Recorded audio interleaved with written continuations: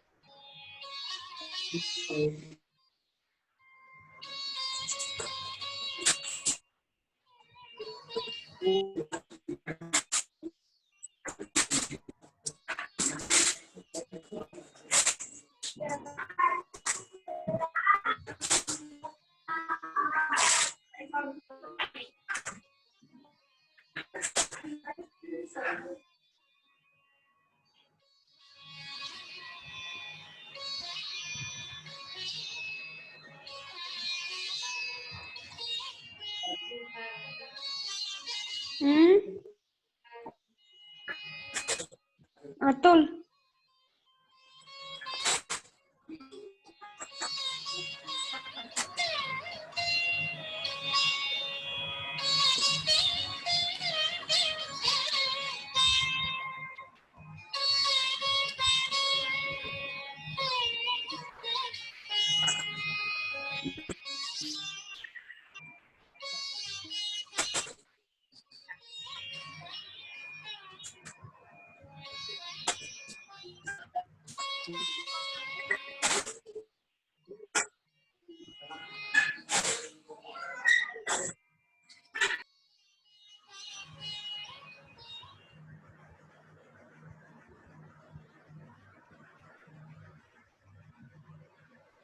Phone करो भैया जान नोट के नीचे।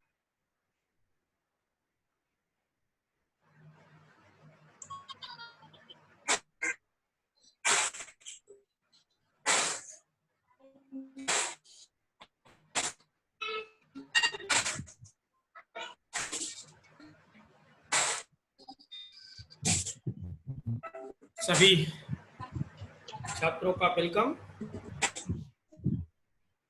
और हमें लग रहा है कि आप हमारी आवाज सुन पा रहे हैं।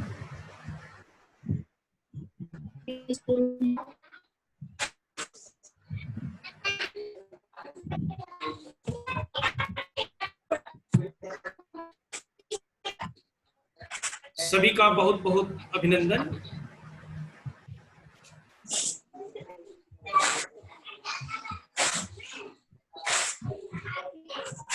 आपको आवाज मेरी सुनाई दे रही है? अगर सुनाई दे रही है तो कोई प्रतिक्रिया करें आप लोग।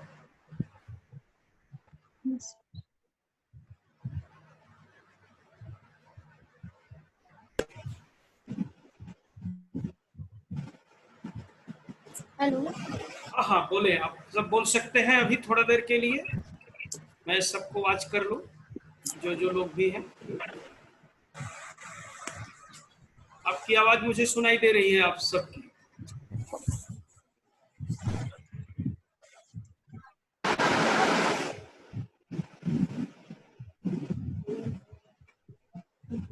हेलो, आप सब मुझे सुन पा रहे हैं? मैं आप सबको बड़ी आराम से सुन पा रहा हूँ। इसमें नाम से आपने जुड़ा नहीं है, कोशिश करिए अपने नाम से जुड़ने की। अपने नाम से आप जुड़ेंगे तो आपको पहचानने में हमें ज्यादा सुविधा होगी।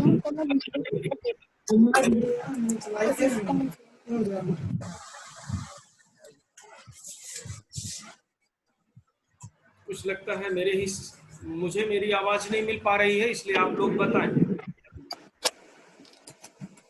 हेलो,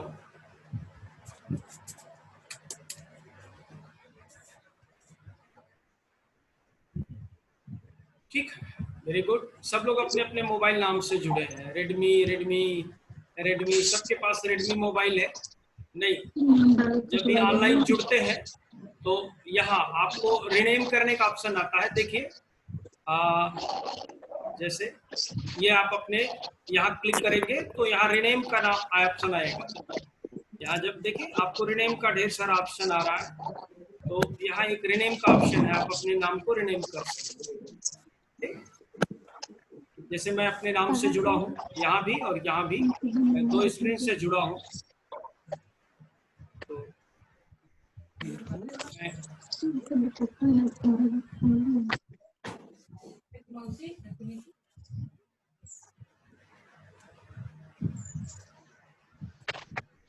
हेलो,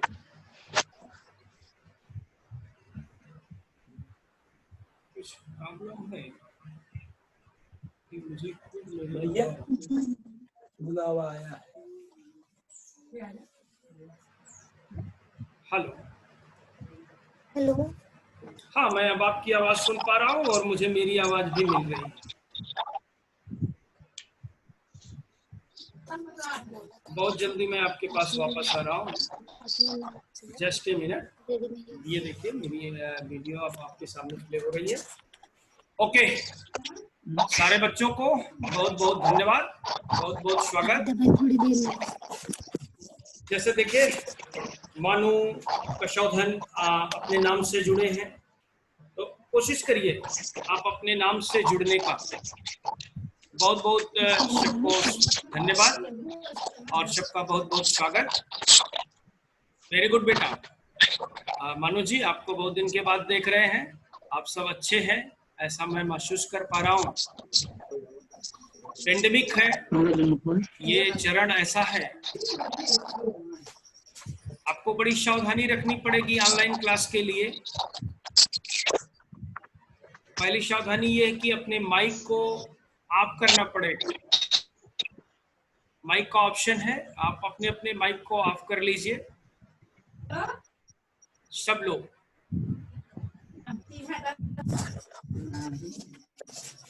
और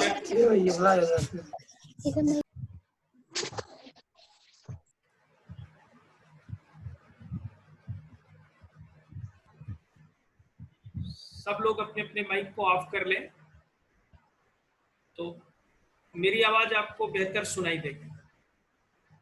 ठीक, जब आपको आवश्यकता हो तो आप अपनी आवाज वहीं से खोल सकते हैं। माइक को टच करेंगे तो आपकी आवाज खुल जाएगी और आप प्रश्न पूछ सकते हैं। पहले तो मैं सबके लिए ढेर सारी शुभकामना दूंगा कि इस संकट के समय में ईश्वर आप सबको स्वस्थ बनाए रखें, आपका परिवार स्वस्थ रहे और आपका अध्ययन जारी रहे। हम अपनी तरफ से पूरा प्रयास कर रहे हैं कि वैसा माहौल दे जैसा एक्चुअल में क्लासरूम होता है। आप भी फील करिए कि आप क्लास में बैठे हैं और फील करिए कि आपके सहपाठी आपके बगल बैठे हैं। मैं स्क्रीन पर सबको एक साथ देख पा रहा हूँ, मुझे लग रहा है कि मेरे क्लास के स्टूडेंट्स बैठे हैं और मैं उसी तरह का एंजॉय भी फील कर रहा हूँ। आप भी फील करिए कि आप ऑनलाइन क्लास में बैठे हो, लेकिन ऐसा अनुशासन, ऐसा माहौल है कि जैसे आप अपनी एक्चुअल क्लास में बैठते हो। इसको हम वर्चुअल क्लास कहते हैं, जो ऑनलाइन बैठे हैं। जो एक्चुअल में हम अपनी क्लासरूम में बैठते हैं वो एक्चुअल क्लास है। छात्रों, कॉलेज की तरफ से आपको एक सूचना देनी है। कॉलेज शासन के निर्देश के अनुसार और आप सबकी सुरक्षा को ध्यान में रखकर अध्यापन कार्य के लिए स्थगित है, बंद किया गया है। लेकिन कॉलेज की ऑफिस खुली है। कॉलेज में जो ऑफिशियल वर्क होते हैं, जैसे पंजीकरण है, नामांकन है, प्रवेश संबंधी जो क्रिया है, वो यथावत जारी है। बीए भाग 1 के जो छात्र प्रवेश लेने वाले हैं, आप उनको प्रेरित करिए कि जितनी शीघ्रता से प्रवेश ले ले उतना अच्छा रहेगा। और जैसे ही क्लास एक रिदम पर दिखेगी कि कुछ छात्रों ने एडमिशन ले लिया है, फिर उनकी ऑनलाइन क्लास शुरू हो जाएगी। इसी तरह से PG1 यानी MA प्रीवियस के जो छात्र एडमिशन लेना चाहते हैं, जो BA थर्ड ईयर में हैं, इस साल प्रमोट कर रहे हैं, PG1 में जाएंगे, वो MA प्रीवियस में अपना एडमिशन कंप्लीट करें, तत्काल एडमिशन ले और उनकी भी ऑनलाइन क्लास मैनेज की जाएगी। ऐसा कॉलेज व्यवस्था कर रहा है। दूसरा, BSc 1 के भी छात्र जो आपके परिचित हैं उन्हें प्रेरित करिए, जो इंटर पास आउट है उन्हें प्रेरित करिए कि वे BSc 1 में एडमिशन लें। उनकी भी ऑनलाइन क्लास कंटिन्यू हो रही है। आपके कॉलेज में इस वर्ष से MSc की क्लासेज आरंभ हो रही है।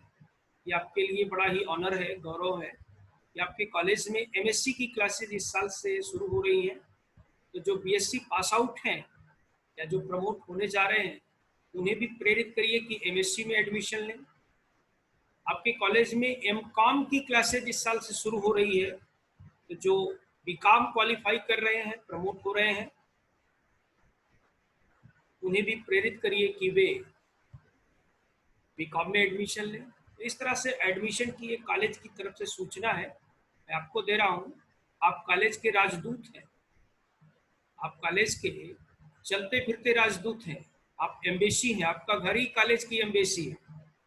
तो ये कॉलेज का मैसेज जनसाधारण में, अपने साथियों में, अपने पड़ोसियों में, हितैषियों में, शुभचिंतकों में फैलाएं और इस तरह से बड़ी शीघ्रता से कॉलेज में ऑनलाइन प्रोग्राम शुरू हो जाएगा।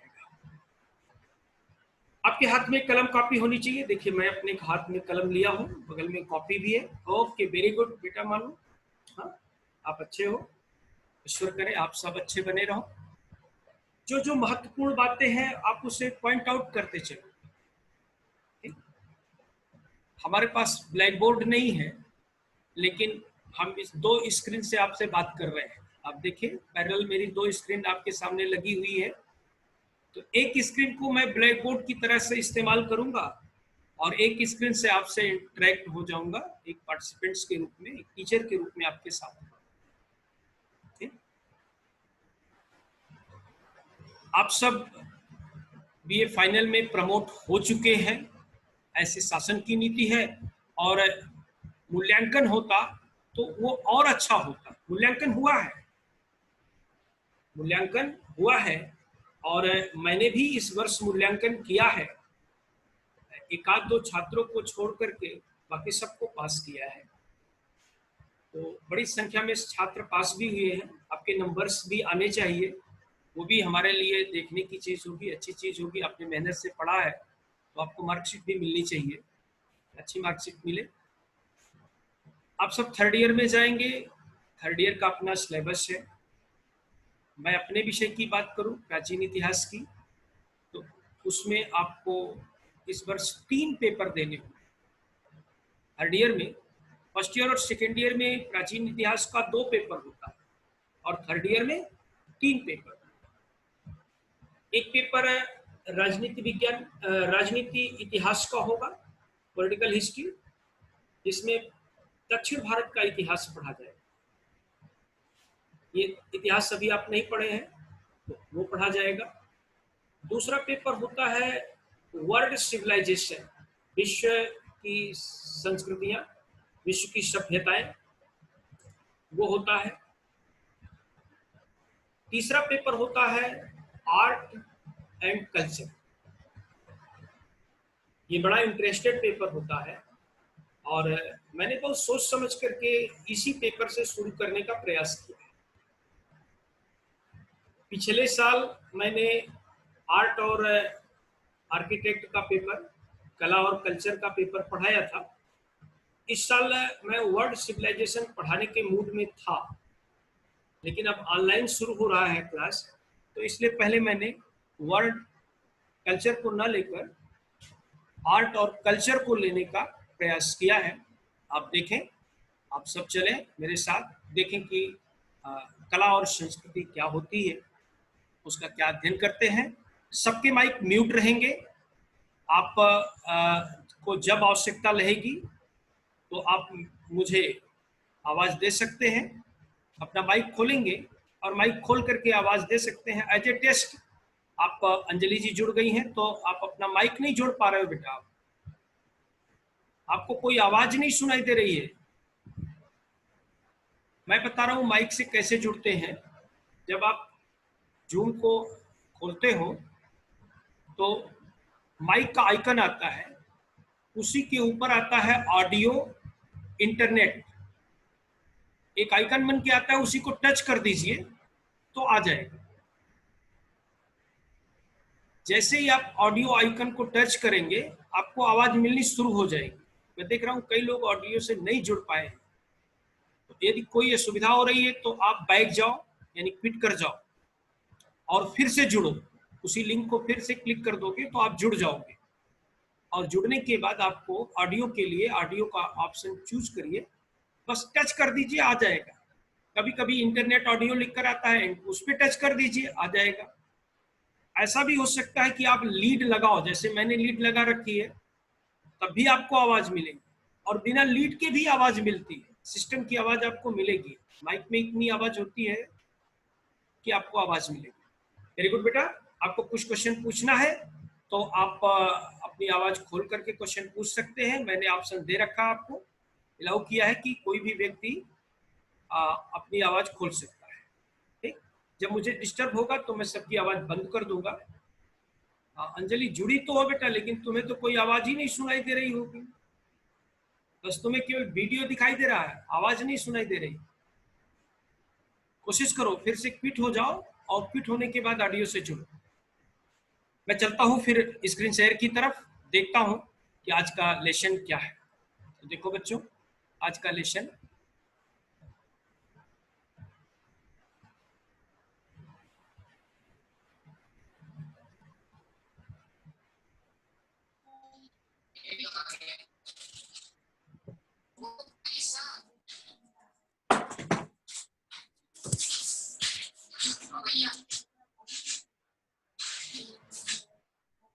किसी का माइक खुल चुका है? जिसका माइक खुलेगा वो आवाज को खराब करेगा।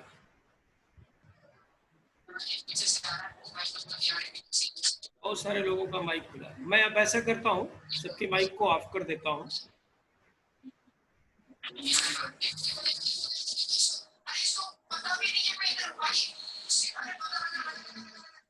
किसी का माइक न खुल पाए।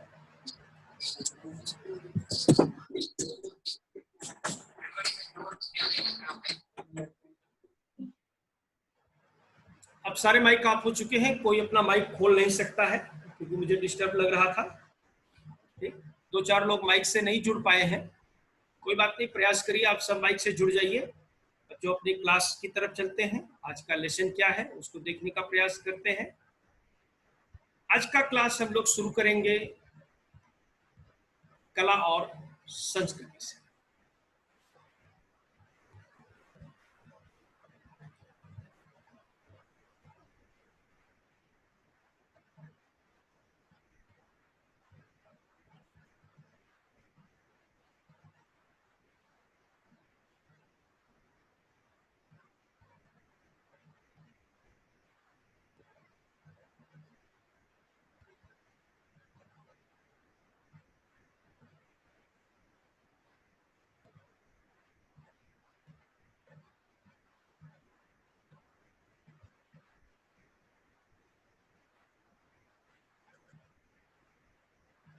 जो टॉपिक हमने चूज किया है वो एक पेपर है, भारत में कला, स्थापत्य, कला और संस्कृति। तो हमें ये जानना होगा कि कला क्या होती है।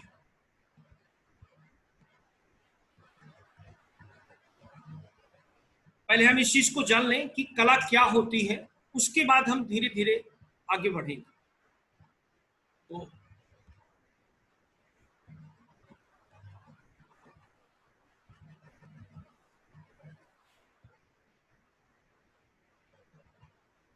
हमारे सामने ये स्लाइड है, कला। हम ये जानेंगे कि ये शब्द कैसे बना है, इस शब्द की परिभाषा क्या है, और इसका हम प्रयोग किस रूप में करते हैं। कला शब्द संस्कृत के कल से बना है। संस्कृत का मूल शब्द है जो हिंदी में आया है कल। इसका अर्थ होता है संख्यान, कथन की घोषणा, कुछ चीज कहना या कुछ बनाना। कल का अर्थ से क्या है? कोई चीज कहना, संख्यान,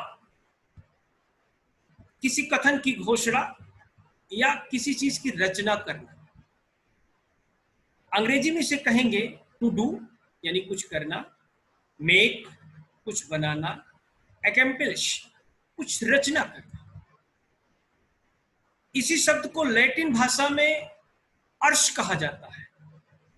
संस्कृत भाषा में कल कहते हैं, जिससे कला शब्द बना है। लैटिन भाषा में इसे अर्श कहते हैं। अर्श का आशय है बनाना, पैदा करना, शारीरिक कौशल से कृत्रिम निर्माण करना। यानी अर्श का मतलब हुआ जो मनुष्य अपने श्रम से बनाता है, सीख करके बनाता है, उसको हम अर्श कहते हैं। और इसी अर्श से आर्ट शब्द बना है। कला के लिए आप आर्ट शब्द का प्रयोग करते हो, तो कला संस्कृत का शब्द है और अर्श लैटिन भाषा का शब्द है, जिससे अंग्रेजी का आर्ट बना है। यानी आर्ट मूल रूप से अंग्रेजी का शब्द ना होकर के बल्कि लैटिन भाषा का शब्द है। क्लियर? इसके बाद ग्रीक भाषा में इसे टेक्स्वेन कहते हैं। इसका उच्चारण टेक्निक भी कर सकते हैं। टेक्स्वेन से ही टेक्निक बनी है, जिसका मतलब होता है निपुणता। निपुणता माने किसी कार्य करने में हम कितने निपुण हैं, इसी आधार पर हम नापते हैं कि निपुणता क्या। तो देखिए, एक ही शब्द है कला।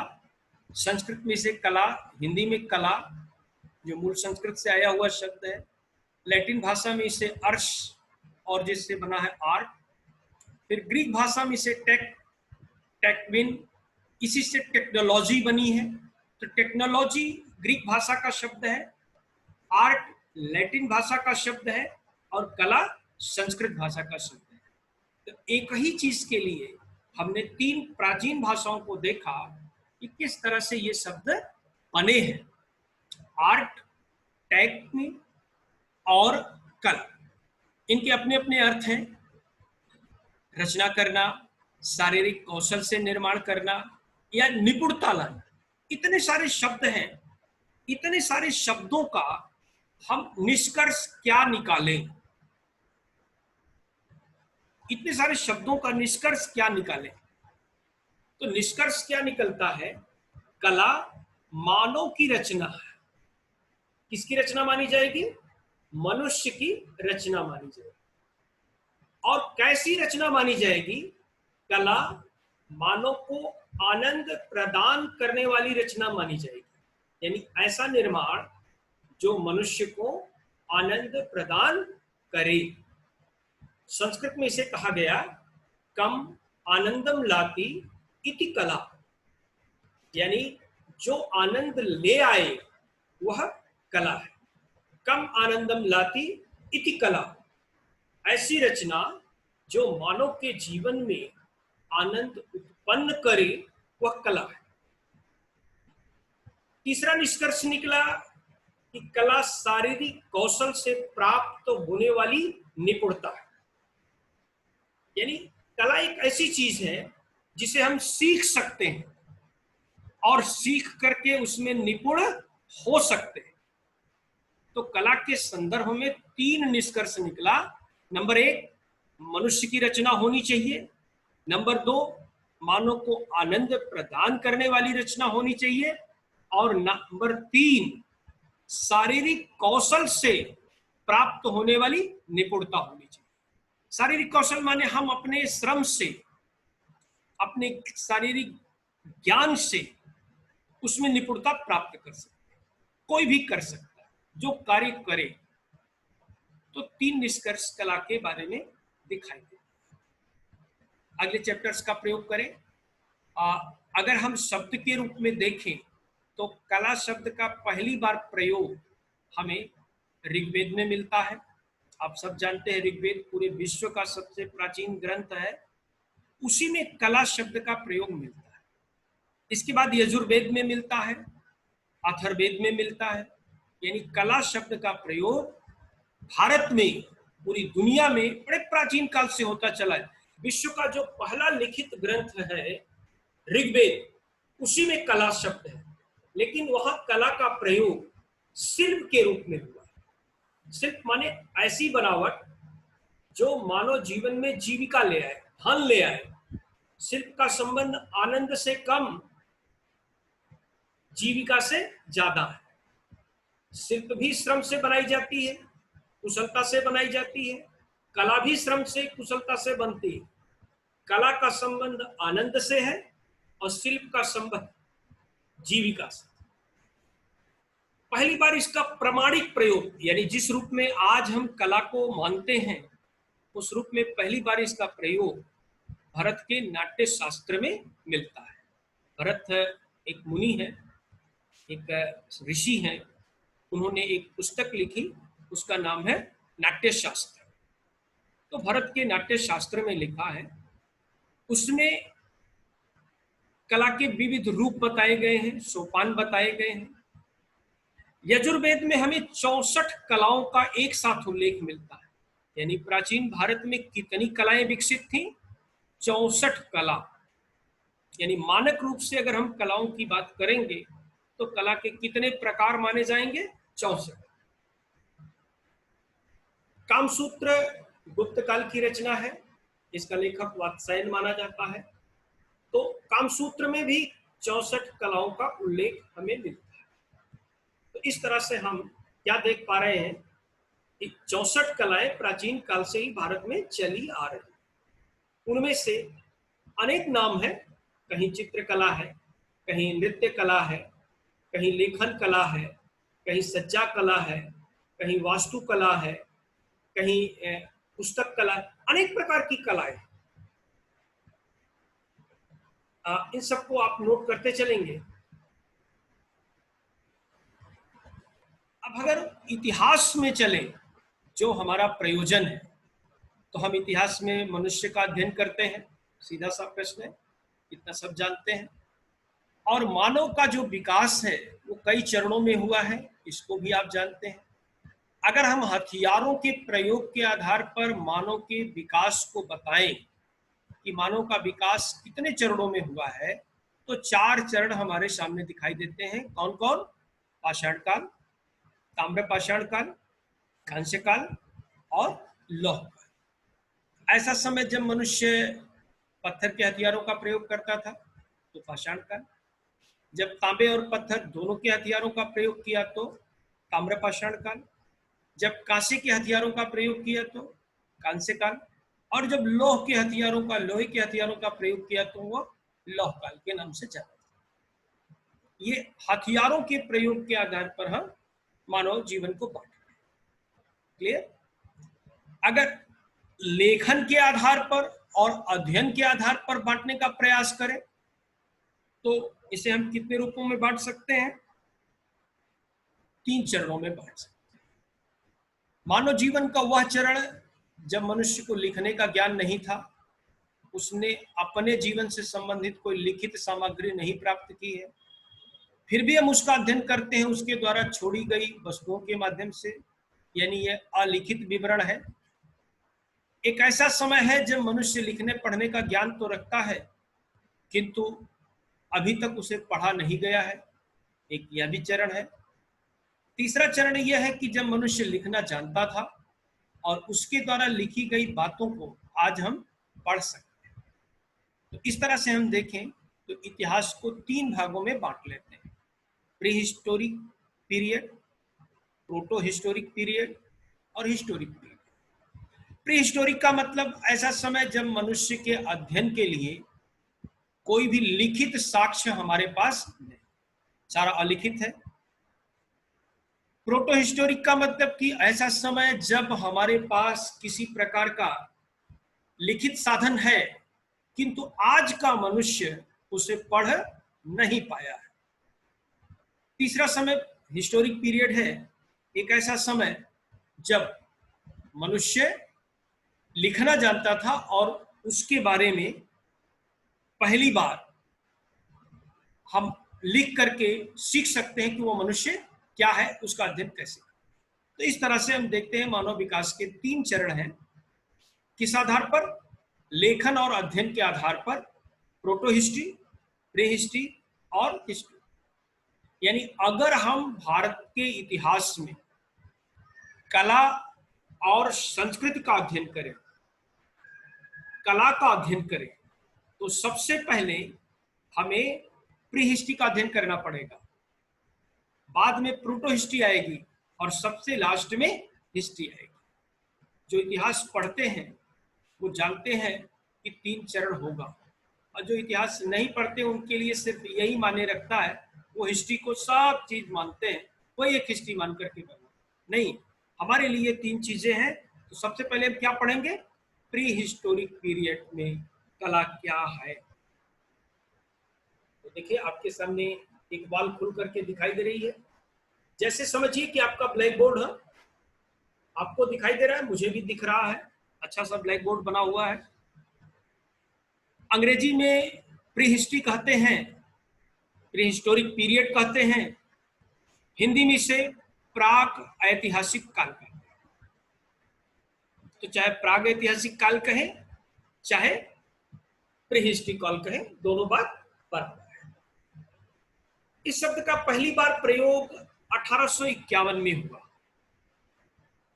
यानी 1851 के पहले इस शब्द का प्रयोग भारत में नहीं होता था। 1851 के पहले पूरी दुनिया में इस शब्द का प्रयोग नहीं था, केवल भारत ही क्यों, पूरी दुनिया में इस शब्द का प्रयोग नहीं होता। पहली बार इसका प्रयोग डैनियल विल्सन ने किया और उनकी पुस्तक का नाम था the archaeology and pre historic annals of Scotland. Scotland एक देश है, आज तो ब्रिटेन के साथ है, उसी का एक भूभाग है। पुस्तक का नाम था the archaeology and pre historic annals of Scotland. इसका लेखक था डैनियल विल्सन ने। 1851 में पहली बार उन्होंने प्री हिस्ट्री शब्द का प्रयोग। फिर हम भारत में आते हैं। भारत में प्री हिस्ट्री को 3 भागों में बांटते हैं। पहले तो हम हिस्ट्री को ही 3 भागों में बांट लें, फिर हम प्री हिस्ट्री को देखेंगे 3 भागों में कैसे बांटते हैं। हिस्ट्री को 3 भागों में कैसे बांटे, pre historic period, proto historic period और हिस्टोरिक। क्लियर? अब हम पढ़ते हैं कि भारत में जो प्री हिस्ट्री है यानी प्राग इतिहास काल है, भारत में उसकी खोज कैसे। क्लियर? प्रागैतिहासिक काल की खोज कैसे। ओके, तो आप देखें, सबसे पहले स्पेन की एक गुफा है अल्टीमीरा, वहां से कुछ चित्रकारी मिली। कैसी चित्रकारी मिली वो हम आपको दिखा रहे हैं। ये देखिए, अल्टीमीरा की एक गुफा है और गुफा में चित्र बना हुआ मिला। आपको देख करके लगता है ये हिरन का चित्र है, लेकिन स्पेन का यह एक बैल है। अल्टीमीरा की गुफा में यह एक चित्रकारी मिली और यहीं से प्री हिस्टोरिक कला का अध्ययन आरंभ, यानी प्री हिस्टोरिक की पहली चित्रकारी, प्राग इतिहास काल की पहली चित्रकारी हमें कहां से मिलती है? स्पेन की अल्टीमेरा की गुफा से। घटना थी सन 1875 की और इसका खोज करने वाला व्यक्ति था मार्सिलिनो दो सैतुओला। इसके साथ इसकी बेटी भी थी मारिया। एक्चुअल में सैतुओला शिकारी था, शिकार का रुचि रखने वाला था। वास्तव में तो ये पेशेवर इंजीनियर था और ये शिकार के लिए जंगल में गया अपने कुत्ते के साथ, इसकी बेटी भी इसके साथ थी। तभी इसका कुत्ता उस गुफा में प्रवेश कर गया और भौंकने लगा उस चित्र को देखकर। तो मार्सिलिनो सैतुओला को इस चित्र को देख करके बड़ा आश्चर्य हुआ। ये चित्र बड़ा ही ऐतिहासिक है, अनोखा है, और उसने इस चित्र की डिजाइन पूरी दुनिया के सामने लाई। ये अल्टीमेरा स्पेन की गुफा है, उसी का चित्र है जो आपके सामने प्ले हो रहा है। इसके बाद एमसी वर्किट ने अल्टीमेरा और कोगुल के चित्रों का फिर अध्ययन किया और पूरी दुनिया के सामने ला करके रखा। आप देखिए जो तिथियां हैं 1929, 1875, इससे क्या लगता है कि ये सारी चीजें बहुत पुरानी समय से पढ़ी नहीं जा रही है, आज के समय पढ़ी जा रही हैं। हजारों वर्ष पहले ये बनी थी, ऐसे समय बनी थी जब पृथ्वी पर मनुष्य का विकास था, लेकिन उसे लिखने पढ़ने का ज्ञान नहीं था। उस समय का चित्र है जो आज पढ़ा जा रहा है। क्लियर? तो इसके अध्ययन की परंपरा आज दिखाई दे रही है। ओके, तो मैं आगे बढ़ूं, अल्टीमेरा से भारत में आते हैं।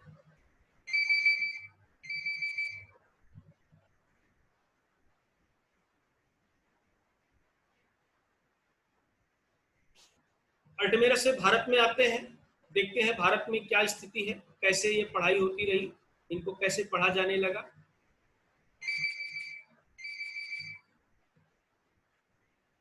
भारत में हम बात करें कि किस तरह से प्री हिस्टोरिक कला का खोज होती है, तो सबसे पहले 1863 में रॉबर्ट ब्रूसफुट ने एक कलाकृति प्राप्त की, पत्थर का हथियार प्राप्त किया जिसको क्लीवर कहते हैं।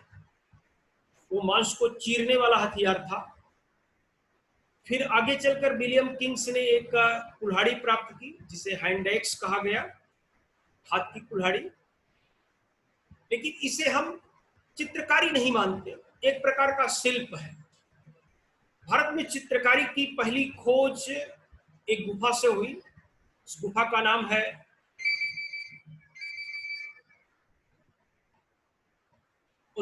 नाम है धड़मंगर, विंध्य पर्वत के क्षेत्रों में है। 1880 में यहीं से पहली बार ये चित्र खोजे गए। ये चित्र कैसे थे मैं आपको दिखाऊंगा। फिर 1910 में एंडरसन ने सिंघनपुर की गुफा से चित्र खोजे। पर्सी ब्राउन ने एक पुस्तक लिखी, इंडिया पेंटिंग, और उसमें इन सभी चित्रों का प्रमाण दिया। पंचानन मित्र एक लेखक हैं, प्री हिस्ट्री इंडिया में इन चित्रों का वर्णन किया। और फिर वाकड़कर ने भीमबेटका के चित्र खोजे। इस तरह से भारत में भी प्री हिस्टोरिक चित्रों की खोज हुई। मेरे पास चित्र है, देखिए जरा ध्यान से। एक गुफा है, पहाड़ के बीच में ये गुफाएं बनी है। याद रखिएगा, मनुष्य ने बनाए नहीं है, मनुष्य इसमें रहा और रह करके अपना जीवन इसमें व्यतीत किया और इसी दौरान उसने चित्र बनाए। तो ये चित्र आपके सामने दिखाई दे रहा है, एक गुफा है। ये देखिए उसके द्वारा बनाया हुआ चित्र है। ये भारत में वे चित्र हैं जो प्रागैतिहासिक काल से आज के समय की बात करें तो कम से कम 60,000 साल पहले, ये चित्र आज के नहीं है, 60,000 70,000 साल पुराने चित्र हैं। ये चित्र हमें दिखाई दे रहे हैं। अगला चित्र देखिए, एक जानवर का रेखा चित्र बना है। ध्यान से देखिए इसको। कुछ लोग इसको घेर रहे हैं, मानव का भी रेखा चित्र बना है कार्टून के तरह से। और लंबी सींग है जिसके शिकार के लिए लोग जा रहे हैं, चारों तरफ से घेर रहे हैं। एक मनुष्य हाथ में धनुष बाण लिया है, कई लोग उसे घेर रहे हैं। तो देखिए इस समय का मनुष्य शिकार करता था, उसका चित्र बना है। ये चित्र है लेकिन ये फेड हो चुका है, क्या बना है ये स्पष्ट नहीं होता है। ये भी किसी गुफा का चित्र है। ये देखिए ढेर सारा चित्र है, कुछ ऐसा लग रहा है कि मनुष्य नाच गान कर रहा है, उसका चित्र है। यह भी देखिए नाच गान के चित्र हैं, आपस में लोग नृत्य कर रहे हैं समूह बना करके। तो ये ढेर सारे चित्र हमको मिले हैं, ये भारत में प्राप्त किए गए चित्र हैं। और ये चित्र कहां बने हैं? पर्वत की गुफाओं में चित्र बने हैं। ये चित्र पर्वत की गुफाओं में बने हैं और ये गुफाएं आज की नहीं है, प्रागैतिहासिक काल की हैं, जब मनुष्य को लिखने पढ़ने का ज्ञान नहीं था। देखिए ये चित्र बने हैं, इन चित्रों को देखिए, इनका विषय क्या है। ये शिकार है, ये मनोरंजन मान सकते हैं या यात्रा मान सकते हैं। ये चित्र स्पष्ट नहीं है। ये चित्र भी नाच गान का है, ये भी चित्र नाच गान का है। तो इस तरह से अगर देखा जाए तो जो चित्र बने हुए इस काल में मिलते हैं वो चित्र हैं क्या, उनके विषय क्या है। देखिए यहां लिखा है वे नृत्य के चित्र बनाए हैं, वे युद्ध के चित्र बनाए हैं, वे शिकार के चित्र बनाए हैं, वे कुछ प्रतीक चित्र बनाए हैं। कहीं त्रिभुज है, कहीं ज्यामिति है, कहीं रेखा चित्र है। और आश्चर्य की बात, इसी चरण में हमें स्वास्तिक का भी चिन्ह मिलता है। भारत में स्वास्तिक के चिन्ह को बड़ा पवित्र माना जाता है, तो स्वास्तिक का भी चिन्ह उनके द्वारा बनाया गया है, ऐसा हमें मिल रहा है। विषय क्या है? शिकार है, नृत्य है, कुश्ती है, युद्ध है, प्रतीक चिन्ह। और इन चित्रों में रंग का प्रयोग किया गया है। कैसे रंग है? गेरुआ रंग है, खड़िया है, काला रंग है। काला रंग प्राप्त करने के लिए वे हल्दी और लकड़ी को जलाते थे और चर्बी में उसको घोल लेते थे। आप ध्यान से देखें, रंगीन चित्र मिल रहे हैं। देखिए ये रंग है, ये रंग है, इनमें रंग भरा गया है। ये देखिए काले रंग से चित्र बने हैं।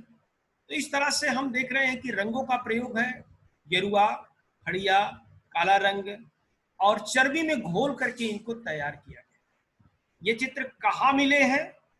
पर्वत की गुफाओं में चित्र मिले हैं। पर्वत की गुफाओं को हमने देखा, जैसे देखिए हमारे सामने एक गुफा थी, मनुष्य पर्वत की गुफाओं में रहा। तो पर्वत की गुफाओं में जब मनुष्य रहा तो उसकी बसावट को हम शैलाश्रय कहते हैं। यानी हमें इस काल में क्या मिला? शैलाश्रय मिला, पर्वत की गुफाओं में मानव की बसावट। और ये सभी चित्र उन्हीं गुफाओं पर बने। गुफाओं में मानव के निवास को शैलाश्रय, और उन शैलाश्रयों में जो चित्र बने हैं उनमें उन चित्रों को हम शैल चित्र कहते हैं। ये देखिए शैल चित्र हमें मिला। इसकी क्या परिभाषा है? शैलाश्रयों में बने चित्र, अर्थात पर्वत की गुफाओं में बने चित्र। ये कहाँ मिलते हैं?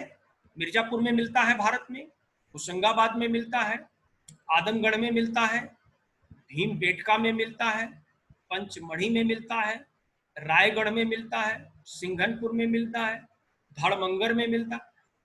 अनेक जगहों से ये चित्र मिले। इनमें से सबसे ज्यादा चित्र भीमबेटका में मिले। यहां से 600 से अधिक चित्र मिले और ये चित्र पूरी दुनिया में विख्यात है। जो हमने चित्र दिखाए हैं उनमें से बहुत से भीमबेटका के। और इससे यूनाइटेड नेशन, जिसे यूएनओ कहते हैं आप, उसकी एक संस्था है UNESCO, united nation education, scientific and cultural organisation, वो दुनिया में संस्कृति का संरक्षण करती है। तो उसने भीमबेटका के चित्रों को संरक्षित घोषित किया है। ये भारत के लिए बड़े गौरव की बात है। इसकी खोज वाकड़कर ने की थी। तो ये मध्य प्रदेश में है, सागर जिले में है, भीमबेटका के चित्र। इन चित्रों का विषय ये हमने देख लिया, इसमें रंग है। अब बात आती है कि कौन से विषय इन चित्रों में नहीं बने। तो इनमें बादल के चित्र नहीं है, वर्षा नहीं है, तूफान नहीं है, कृषि से संबंधित कोई चित्र नहीं है, रोपाई नहीं है, बुआई नहीं है, जुताई नहीं है, सिंचाई नहीं, इतने चित्र नहीं है। और शिकार, नृत्य, मल्ल, युद्ध, प्रतीक चित्र, ये सारे चित्र इन शैल चित्रों में बने। तो इस प्रकार से हमने क्या देखा कि मानव विकास का जो 3 चरण था, प्री हिस्ट्री, प्रोटो हिस्ट्री और हिस्ट्री। प्री हिस्ट्री कैसे शुरू होती है? पहली बार उस शब्द का प्रयोग किसने किया? फिर प्री हिस्ट्री में चित्रकारी का क्या प्रमाण मिलता है? पहला प्रमाण हमें अल्टीमीरा से मिला और मार्सिलिनो द सैतुओला ने इसकी खोज की। ये देखिए एक बैल का चित्र है, ये स्पेन की गुफा से है। इसके बाद हम भारत में चले आते हैं तो भारत में कैसे प्री हिस्टोरिक चित्रकारी की खोज की गई। पहली बार 1880 में विंध्य क्षेत्र में धड़मंगर की गुफा है, वहां से कार्लाइन ने खोजा, एंडरसन ने सिंघनपुर से खोजा, पर्सी बाउन ने पुस्तक लिखी इंडिया पेंटिंग, उन्होंने प्रागैतिहासिक चित्रों का वर्णन दिया। फिर प्री हिस्टोरिक इंडिया में पंचानन मित्र ने शैल चित्रों का वर्णन दिया। फिर बाकड़कर ने भीमबेटका के चित्र खोजे और यहां से 600 से अधिक शैल चित्र मिले और जो पूरी दुनिया में विख्यात है, जिसे यूनेस्को ने सुरक्षित किया है। ये गुफा है, इसके अंदर का दृश्य हमारे पास नहीं है, नहीं तो मैं दिखाता।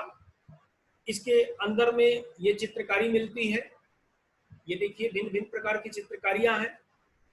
इन चित्रों में विषय क्या है, कहीं शिकार का चित्र है, कहीं नृत्य का चित्र है, कहीं नाच गान दोनों का चित्र है, कहीं युद्ध का चित्र है, कहीं कुश्ती का चित्र है, तो कहीं प्रतीक चिन्ह है, कहीं त्रिभुज बने हैं, चतुर्भुज बने हैं। कुछ चित्रों में रंग का प्रयोग है, रंग के लिए वे गेरुआ रंग का प्रयोग करते हैं, खड़िया का प्रयोग किए हैं, काले रंग का प्रयोग किए हैं, चर्बी का प्रयोग किए हैं। इन चित्रों में कुछ विषय नहीं है, जैसे प्राकृतिक दृश्य नहीं है, बादल नहीं है, वर्षा नहीं है, तूफान नहीं है, सिंचाई आदि की ये विधियां इन नहीं। इस तरह से ये आज का लेसन हमने आपके सामने कंक्लूड किया और मैं उम्मीद करता हूं कि बहुत सी चीजें आपकी समझ में आई होगी। अगर कोई चीज पूछना चाहें तो आप जरूर पूछ सकते हैं, आपकी बारी है। और इस शेयर को समाप्त करते हैं। अब आप अपने माइक को ऑन करके आप मुझसे प्रेम से कोई भी प्रश्न पूछ सकते हैं, मैं आपको अलाउ कर दूं। आप माइक अपना आप खोल सकते हैं, अब मैंने अलाउ कर दिया तो आप अपना माइक खोल सकते हैं। आप माइक ऑन करिए, आप अगर कुछ पूछना चाहे तो हमसे पूछ सकते हैं। हाँ जी, पूछो। बोले बोले आप बोले, निशन कोच बोले। अरे माइक ऑन करो बेटा, माइक को टच करो। नहीं ऑन, अब ऑन हो गया। अब बोलो मानू जी, बोलो। Good afternoon sir. हाँ जी बोलो बेटा। Sir good afternoon. Good afternoon, बहुत बहुत धन्यवाद। सर जो ये गुफाओं पे जो चित्र बने हैं, ये तो हम पत्थरों की डेटिंग तो हम याद कर सकते हैं। हाँ, लेकिन ये जो चित्र बने हैं इनकी डेटिंग कैसे हम याद करें कि हाँ, मतलब ये जो वेरी नाइस क्वेश्चन, बहुत अच्छा। कि हम चित्रों की डेटिंग कैसे याद कर सकते हैं, यही ना, कैसे ज्ञात कर सकते हैं, यही चीज ना। जी सर। देखो, प्राचीन काल के वस्तुओं का, प्राचीन काल की स्थिति का पता करने के लिए तिथि ज्ञात करने की कई कई तरीके हैं। इनमें से एक फेमस तरीका है कार्बन 14। क्लियर? यस तो लेकिन कार्बन 14 की अपनी लिमिटेशन है। Yes sir. वही कार्बन 14 लगेगा जहां किसी जीवित प्राणी का अंश मिले। Yes sir. तो आपने देखा कि हड्डियों को जलाया गया है, तो हड्डियां तो कभी जीवित थी, तो उसके आधार पर भी हम कार्बन 14 लगा सकते हैं। लेकिन उसके आधार पर कार्बन 14 लगाते नहीं। प्री हिस्ट्री की डेट ज्ञात करने के लिए बहुत कार्बन 14 पर निर्भर नहीं रहते। कहीं मानव शरीर मिले तो वहां कार्बन 14 लगाएंगे। क्लियर? जी। जैसे भीमबेटका में इन गुफाओं में अस्थि अवशेष मिले हैं। Yes sir. तो जो अस्थि अवशेष मिले हैं उनमें कार्बन 14 के माध्यम से हम तिथि ज्ञात कर लेंगे कि किस काल के मनुष्य का हड्डी है, और जिस काल के मनुष्य की हड्डी है तो लमसम चित्र भी वही। क्लियर? दूसरी बात, इस तरह के जो तिथियां ज्ञात की जाती हैं उनमें कई विधि हम आपको आगे बताएंगे। आजकल तो बहुत एडवांस विधि आ गई है, आर्गन पोटेशियम विधि आ गई है, ल्यूमिनेशन विधि आ गई है। ठीक? मिट्टी का कोई बर्तन मिले तो हम उसे आग में तपा करके उसकी स्पेक्ट्रोग्राफी करके बता सकते हैं कि ये कब की चित्रकारी है। चित्रों के बनाने के ढंग से हम तिथि का अनुमान लगा सकते हैं। जैसे जब मनुष्य ढंग से भी बता सकते हैं, जैसे एक अनुमान लगे कि इस काल का मनुष्य ऐसा है, हमारी ज्ञात स्थिति में हमसे पुराना मनुष्य कैसा होगा, जितनी चीजें हमको ज्ञात हैं उतना हम अनुमान लगा लिए कि इस काल की है। अगर कोई ऐसी चीज मिले जो उस ज्ञात से मैच न करे, इसका मतलब उससे पुरानी प्रतीत हो, तो इसका मतलब वो पहले की होगी, ऐसा होगा ना। तो एक तुलनात्मक अध्ययन के द्वारा भी हम तिथियां अनुमान लगा लेते हैं। लेकिन ये सारा का सारा एक विज्ञान है, तमाम विज्ञान इसमें लगता है। तो तिथि ज्ञात करने की बहुत सी विधियां हैं, हम उसकी चर्चा बाद में करेंगे। लेकिन अभी आपके लिए आर्गन पोटेशियम विधि है, स्पेक्ट्रम ल्यूमिनेशन विधि है, और कार्बन 14 की विधि है। इसके माध्यम से हम चित्रों की तिथियों को बड़े आराम से समझ लेते हैं, मानव अवशेषों को समझ करके ज्ञात कर सकते हैं कि किस काल का चित्र है। तो मतलब ये है कि जैसे कि जो पत्थरों के जो डेटिंग है और चित्रों की डेटिंग अलग अलग माध्यमों से की जाती है, मतलब अलग अलग विधियों से अलग की अलग जाती है। अलग विधि से की जाती है। बिल्कुल सही, बिल्कुल सही। Okay, thank you sir. Okay. और कोई क्वेश्चन किसी के पास? कोई भी हो? मेरे सामने ममता विश्वकर्मा जी भी जुड़े हैं, दिखाई दे रहे हैं। संजू वर्मा भी दिखाई दे रहे हैं। एक नाम सर केवल एक सिंह से। क्वेश्चन हो हाँ हाँ, बोले बोले। सर, ये शिल्प क्या है? शिल्प का मतलब देखिए, हमने बताया ना, कला, शिल्प और तकनीक, 3 शब्द है, जी यही जी ना? सर। तो जी मैं एक बार फिर से स्क्रीन शेयर की तरफ चलूं तो बातें ज्यादा आसान हो जाएंगी। Yes sir. देखिए, ये चीजें है ना आपके सामने दिखाई दे रहा है, कला, यस सर। यही ना, जी आर्ट जी और तकनीकी।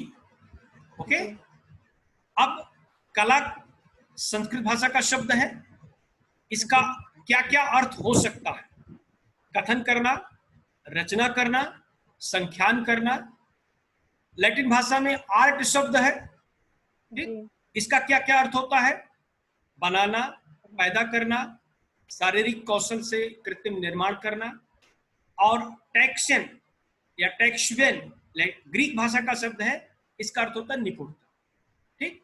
तो ये जी 3 भाषा के शब्द हैं, तीनों को मिला करके आज एक साथ प्रयोग करते हैं। कला, शिल्प, कौशल, तकनीकी, चारों शब्द एक साथ प्रयोग करते हैं। तो तकनीक का मतलब बनाने का ढंग, कौशल का मतलब जी कुशलता से प्राप्त होने वाला कोई गुण, ये कौशल हो गया। आर्ट आपने देख लिया कैसे, कला कैसे। अब बात आती है शिल्प क्या है। जी शिल्प भी बनावट है, बनाना है, जो मानव शरीर से बन सके। यानी आप अपने हाथ से, पैर से, मुख से, किसी से, अपने किसी अंग से कोई चीज बनाए, लेकिन वह बनावट आपको धन दे, यानी आप जी उसे बेच करके पैसा प्राप्त कर सके, जीविका प्राप्त कर सके, ऐसी जी बनावट को क्या कहेंगे? शिल्प। शिल्प। ऐसी बनावट जो आपको आनंद दे, वह क्या कहलाएगी? कला। जी तो कला और कला। शिल्प में अंतर आया। ऐसी यस सर। बनावट जिसका मूल संबंध आनंद से है, पैसे से नहीं है, धन से नहीं है, ठीक है। कला बिकेगी, ये बात समझ गए? जी बिक यस सकती सर। है, वो भी धन देगी, लेकिन उसका मूल आशय धन ना होकर के क्या हो? कम धन्यता। आनंदम लाती इति कला। इति देखिए, कला। कला का मूल आशय क्या है? आनंद प्राप्त करना। कम आनंदम लाती इति कला। और शिल्प का मूल आशय क्या है? जीविका प्रदान जीविका। करना। तो ऐसा निर्माण जो हमें आनंद दे, कला है। ऐसा निर्माण, रचना जो हमें धन दे, हमारे पेट भरने के काम आए, वह शिल्प है। लेकिन दोनों एक साथ प्रयोग की जाती है, दोनों एक साथ चलती भी है, आपस में कोरिलेटेड है। एक ऐसा समय था जब लोग केवल एक एक चीज करते थे। आज तो हम कोई चीज बनाए, उसको बेच करके धन भी कमा सकते हैं। तो हमारी जी कला हमारी जीविका का साधन भी हो सकती है। आज हम कोई चीज बनाए, हमारा शिल्प है, उससे हमें मजा भी आए, तो हमारी शिल्प हमारी कला भी हो सकती है। इसीलिए उसे शिल्प कला कहते हैं। नाम सुना ना, शिल्प यस कला। सर। यानी वो आनंद भी देगी और धन भी देगी। धन्यवाद। ओके, यस सर, तो समझ में आ गया। Thank you sir. Okay, very good. तो अगर आपकी समझ में आ गया तो हमें लगता है अंजलि जी भी जुड़ गई है। कोई क्वेश्चन पूछना चाहेंगे आप? कोई भी क्वेश्चन हो, माइक ऑन करके आप पूछ सकते हैं, ठीक है। कोशिश करिए आप अपने नाम से जुड़ने की, ठीक? नाम से जुड़ेंगे तो ताकि हम आपको पहचान भी सकें आसानी से। तो स्टूडेंट्स को पहचानना चाहिए, आप भविष्य की धरोहर हैं हमारे, तो धरोहर को अपना सुरक्षित रखना चाहिए, पहचानना चाहिए। और मैं कहूँ कि आप मेरी शिल्प हैं, ये मेरी जीविका का भी प्रश्न है, तो कला का भी तो प्रश्न है ही, मेरी जीविका का भी प्रश्न है, तो उसके आधार पर भी आपकी पहचान होनी चाहिए। ओके, सबको बहुत बहुत धन्यवाद। कल फिर, कल तो रविवार है, और कल के बारे में आपको सूचना होगी। कल कॉलेज में एक बहुत ही महत्वपूर्ण संगोष्ठी है, एक राष्ट्रीय संगोष्ठी है, और जिसमें बड़े बड़े विद्वान आमंत्रित हैं। तो मैं आप सबको प्रेरित कर रहा हूं कि आप उसमें जुड़िए। अगर रजिस्ट्रेशन किए हो तो कर लीजिएगा, निःशुल्क रजिस्ट्रेशन है।